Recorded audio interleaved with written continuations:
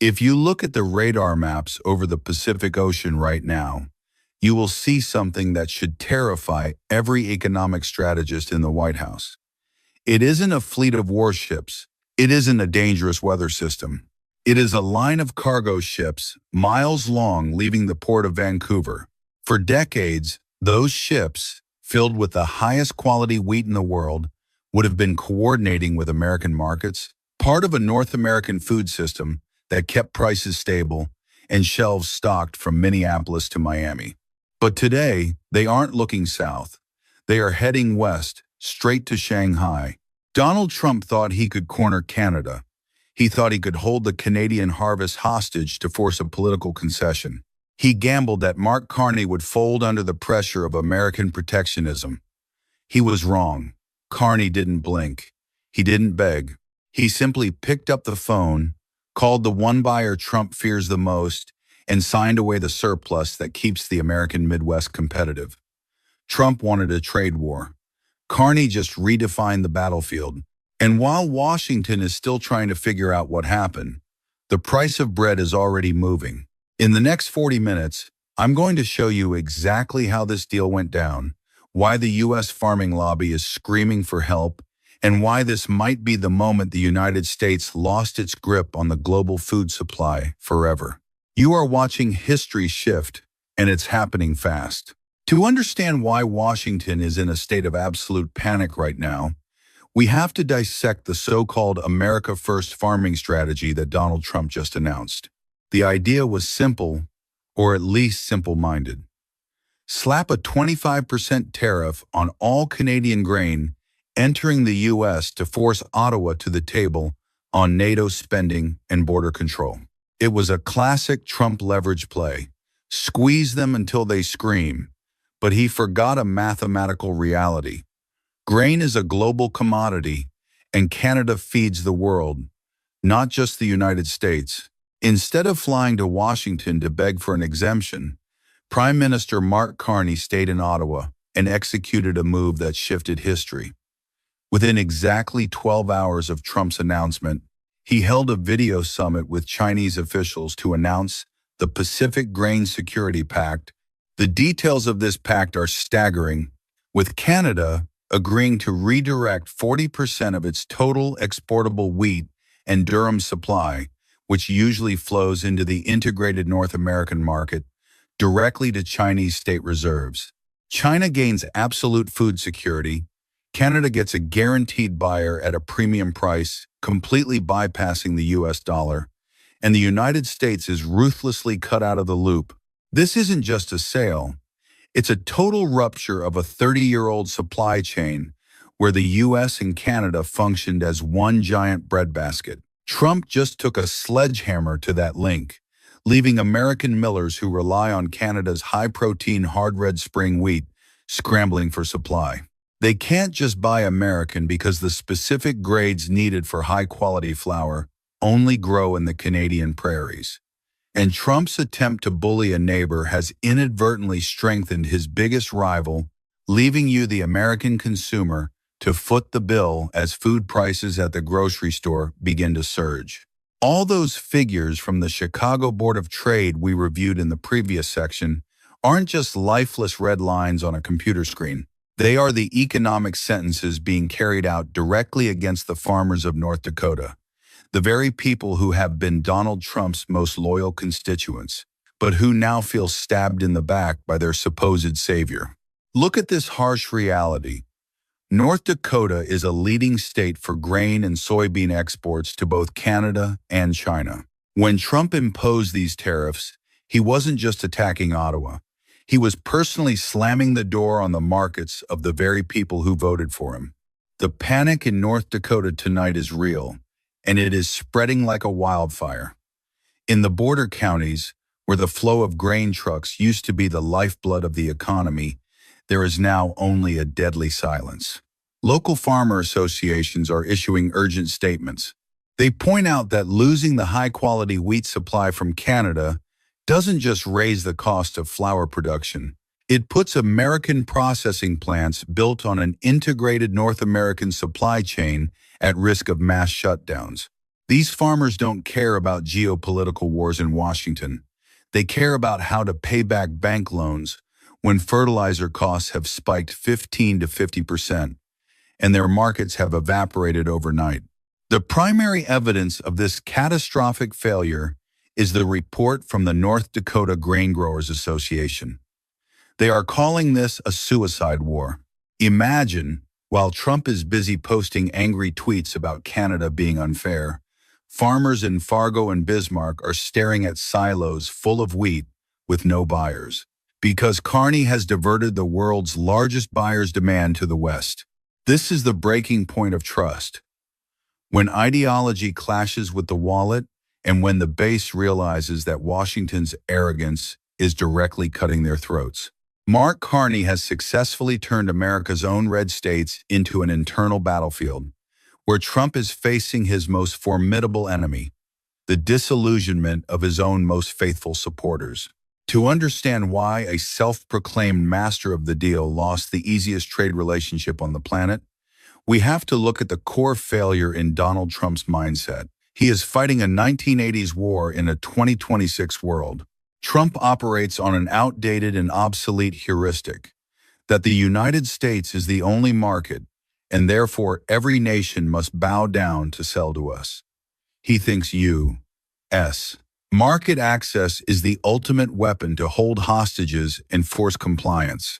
This might have worked in 1990, when the U.S. was the only game in town.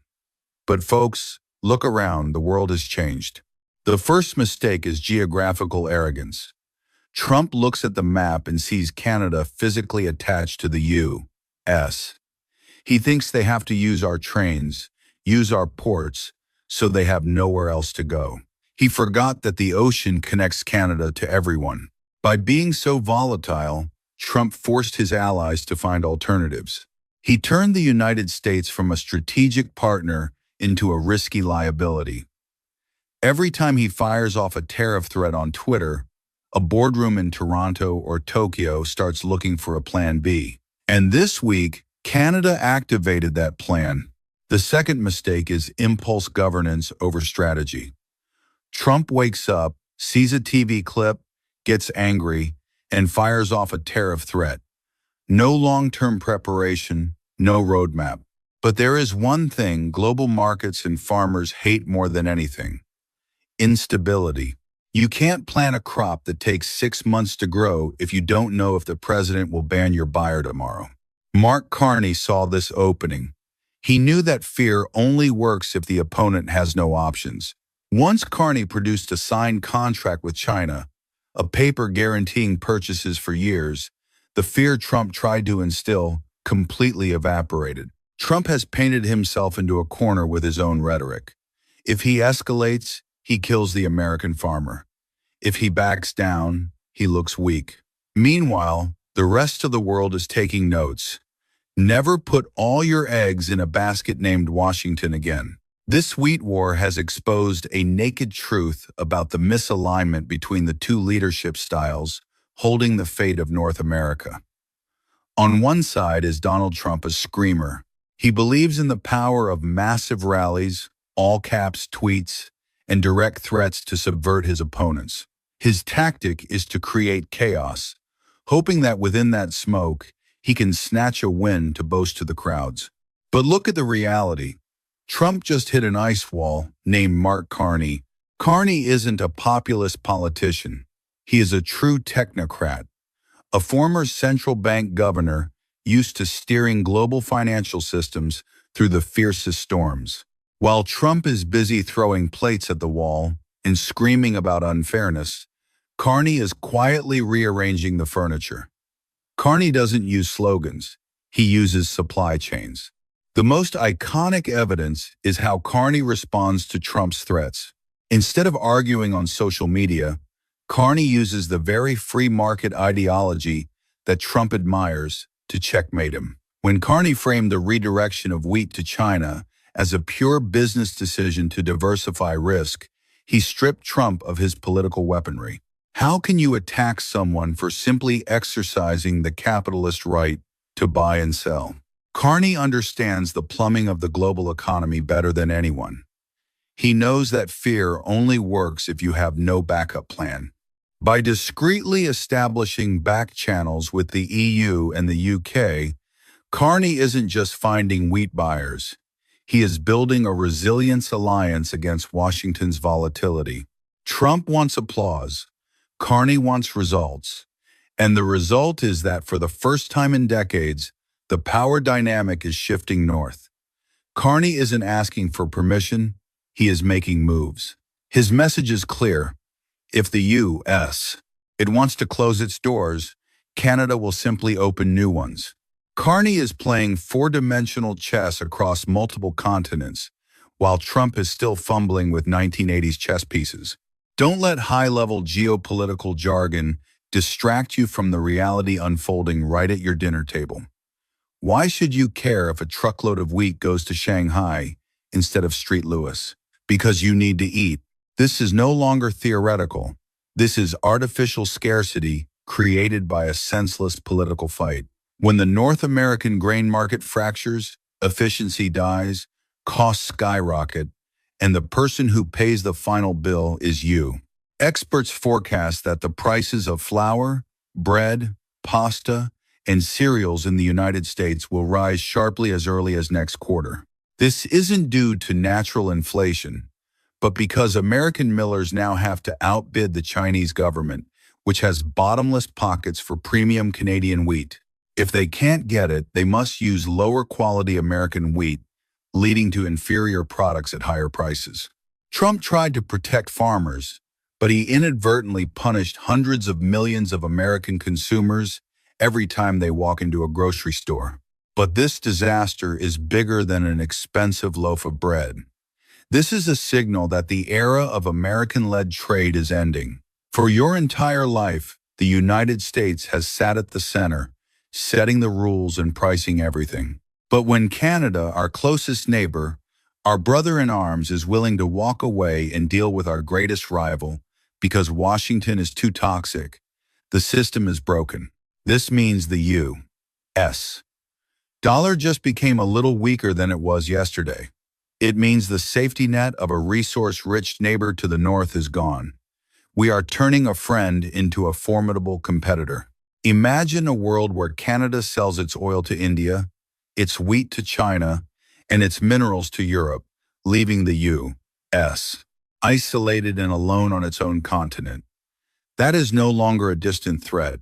It is a viable plan that Carney is executing step by step, while the White House remains obsessed with lectures instead of finding customers. Everything we have just witnessed, from the cargo ships changing course in Vancouver to the panic on North Dakota farms, leads to a single conclusion that Washington does not want to hear. Donald Trump has inadvertently created the strongest and most independent Canada in history. By attempting to use lectures on tariffs to subdue a sovereign nation, he forced Mark Carney to execute a massive economic evacuation from the American orbit. And now we stand before three future scenarios with levels of catastrophe that escalate at every turn. The first scenario, and the mildest, is the quiet retreat.